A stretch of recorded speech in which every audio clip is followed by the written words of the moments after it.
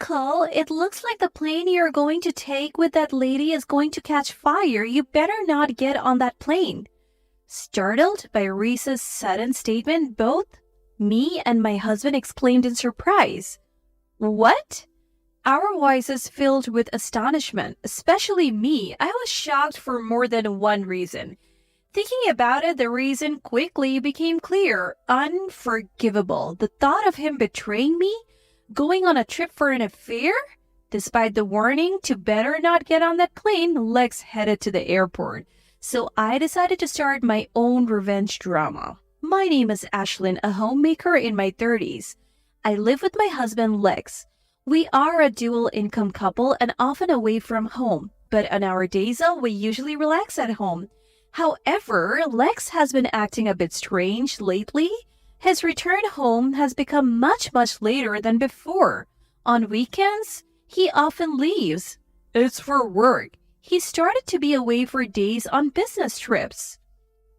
I couldn't help but find Lex's situation suspicious.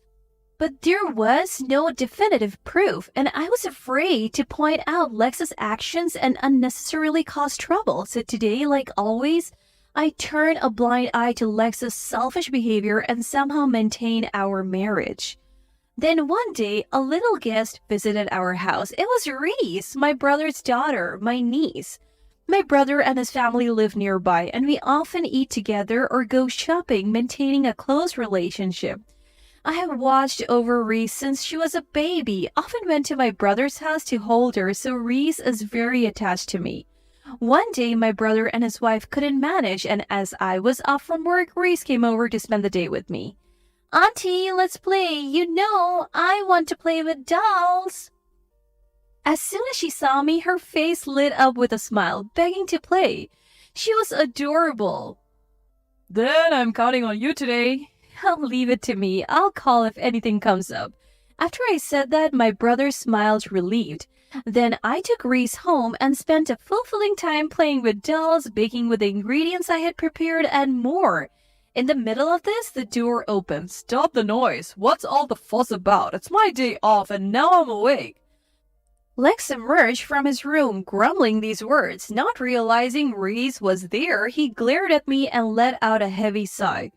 You're just too clumsy, you know. If a husband's resting at home, shouldn't a wife try to keep things quiet to let him relax, not even managing that small courtesy? You're really failing as a wife. I'm sorry for the noise, but I did tell you before that Reese was coming over today, right? I even mentioned it might get noisy. Don't argue back. When I tried to defend myself, Lex shouted angrily. Startled by his loud voice, I quickly noticed Reese, who was making sweets, looked like she was about to cry. My priority shifted to getting Lex out of there. Even as Lex hurled cruel words, I just said, I'm sorry, and kept apologizing. I thought any more anger from Rex would only scare Reese more. Eventually, Lex seemed satisfied and said, I'm going to wash my face, and disappeared into the bathroom. Feeling relieved, I apologized to Reese. Sorry about that. To which she bravely said, It's okay. And she shook her head. Uncle's going to fall down. As Lex went to the bathroom, Reese suddenly said this. When you say usual? I asked, and Reese nodded. Reese has always said strange things about people she's close to or sees often. She would make predictions like she could see the future. At first, I thought it was just a child's play. Is that so? And I would casually respond, but after several incidents where Reese's predictions came true, I believed the child can see something special. So doubting Reese's words was out of the question. I nodded saying, Is that so? And a few minutes later, a loud noise came from the bathroom. Ouch! A voice filled with anger from Lex could be heard. Again, Reese's prediction had come true. Lex returned from the bathroom, his face red, and started hurling more harsh words at me. You could have cleaned the bathroom properly. Because of you, I fell down. Lex blamed me, but I'm not the one to neglect cleaning. The bathroom is always kept clean. It was clearly Lex's carelessness, and him blaming me was intolerable. I always keep it clean. It's your carelessness. Please don't blame me. Don't make excuses. It's your fault, so apologize properly. His unreasonable words left me astounded. Even though it's all his own doing, he blames me, forcing me to apologize, using me to vent his frustrations. He can't even control his own emotions. Lex, acting like a small child, makes me sigh. When we first got married, Lex wasn't this selfish. He was more considerate of others. But as time went by, he showed his true colors, a person who doesn't really care about anyone else. Just a month into our marriage, I was forced into a life of serving Lex. I was not allowed to argue back, no matter how much I didn't want to do what he asked, and I couldn't complain. This was the rule imposed of me. If I asked whether this unreasonable situation made me angry, I couldn't honestly nod in agreement. But I feared making things worse with Lex, causing more trouble in our marriage. About a week after Risa's visit, Lex had another business trip coming up. It was his third trip this month, and this time he would be away for about a week. While helping him pack, his mobile phone rang. It was a call from my brother's phone. Worried, I excused myself from Lex and answered. It was Reese, probably borrowing my brother's phone. Reese sounded panicked on the other end. "Stay calm," I said, trying to listen. "Uncle's plane, the one he's taking with the lady, is going to catch fire. He shouldn't get on that plane." I was shocked for two reasons. Reese's prediction about the plane and the fact that Lex was boarding a plane with another woman despite being on a business trip. Taking a plane with another woman on a business trip is unbelievable. What does that mean? Confused, I told Lex about Reese's call and her advice. "It might be better not to take the plane," I said, but Lex scoffed. "I am not obligated to entertain a kid's play. Today's trip is settled. There is no way I'm not going." And he left the house. He'll probably head straight to the airport. Reese's predictions have never been wrong. This time won't be an exception, and Lex will likely face something terrible. As his wife, I should probably tell him to turn back, but more than that, why is he taking a plane with another woman? I was terribly worried about this. I needed to uncover the reason behind this. So I decided not to stop Lex and to watch how things unfold, ready to start my revenge drama whenever necessary. After some time relaxing at home, the word breaking news flashed on the TV I had left on. Curious, I looked and saw that a plane which had just left the US had crashed. A bad feeling washed over me, and upon checking, it turned out to be the plane Lex was on. The TV showed the burning plane, possibly ignited by gasoline. Was this what Reese was talking about? As I was trying to make sense of it all, I got a call from the rescue team. Lex was rushed to the hospital and was in critical condition. They also asked about a woman accompanying Lex, a hostess in her 20s, who sadly died immediately after the accident. The rescue team, unable to contact her family, had reached out to me. I had no information about her and expressed my regret. The rescue team member said, "Thank you for your cooperation," and then hung up the phone. The life-saving efforts were probably still ongoing. I felt terrible for all those involved in the accident. Lex was taken to the ICU, and given his critical condition, even family members couldn't visit until he stabilized. I should have been distraught, but I had things to do, so it was convenient. I informed Lex's parents and my relatives about the accident. His mother, particularly shocked, broke down crying over the phone, which was honestly heart-wrenching, but my desire for revenge wasn't satisfied yet.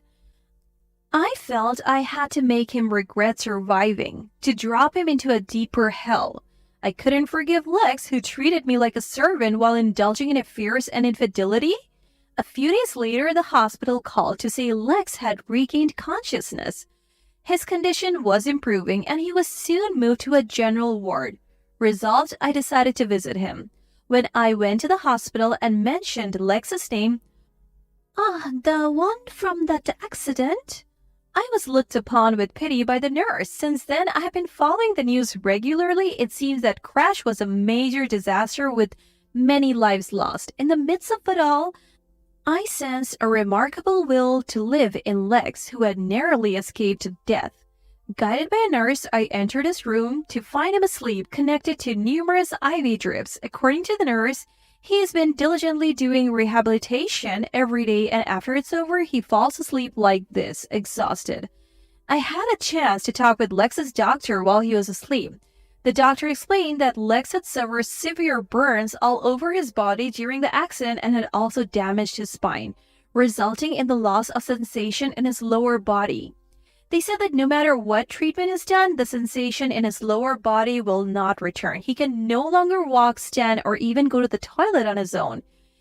He's now undergoing rehabilitation to learn how to manage a wheelchair and somehow carry on with daily life.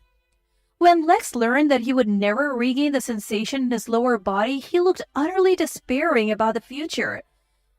I had never seen Lex take anything seriously before, not his job, social life, or a relationship, but hearing he was working hard on rehabilitation, I thought it might be a mistake. Lex had a lot of pride, and he probably couldn't accept a life dependent on me.